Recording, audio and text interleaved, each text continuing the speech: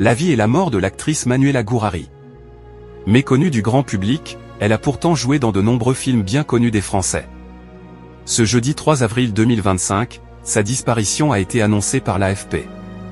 Manuela Gourary est morte à l'âge de 77 ans. Ce jeudi 3 avril 2025, nous apprenions le décès de l'actrice Manuela Gourary à 77 ans. Sur X, anciennement Twitter, c'est Jean-François Guyot, journaliste et spécialiste culture à l'agence France Presse, qui a annoncé sa disparition.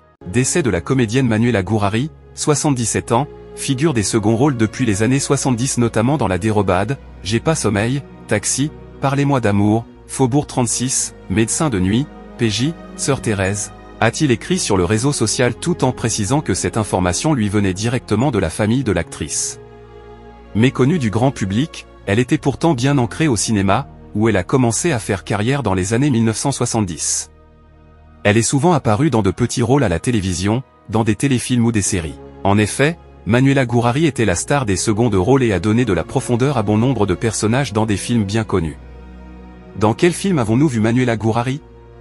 Née en 1949, ce n'est qu'en 1970 que Manuela Gourary décroche son premier rôle au cinéma. Elle aura un second rôle dans le film La Michetonneuse, réalisé par Francis Leroy et François Jouffa. Plus tard, on se souviendra d'elle pour avoir joué dans de nombreux classiques des années 1990, mais également des années 2000.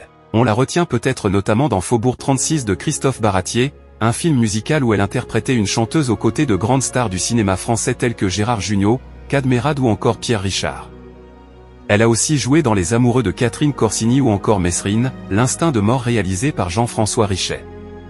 Mais là où elle a le plus marqué les spectateurs, c'est sans doute dans le premier volet du film Taxi, de Gérard Pires et Luc Besson, sorti en 1998. Dans ce long métrage culte, elle incarne Camille Coutan-Kerbalec, la mère de d'Emilien, lui-même joué par Frédéric Diefenthal. Sa dernière apparition au cinéma remonte à plus récemment. En 2017, elle devient membre de la bande à Fifi, dont font partie Philippe Lachaud, Élodie Fontan, Tarek Boudali ou encore Julien Arruti. Dans la comédie à succès Épouse-moi mon pote, réalisée par Tarek Boudali, Manuela Gourary interprétait la mamie. Mais de là d'être une actrice de second rôle, elle était également une réalisatrice assez discrète. Elle a en effet signé différents projets à son nom tels que Une femme perdue de vue en 1987, ou encore La clé n'est pas dans le pot de Géranium en 1989. Merci de nous avoir suivis. Si vous n'êtes pas encore abonné, veuillez vous abonner et activer la cloche des notifications pour ne rien rater.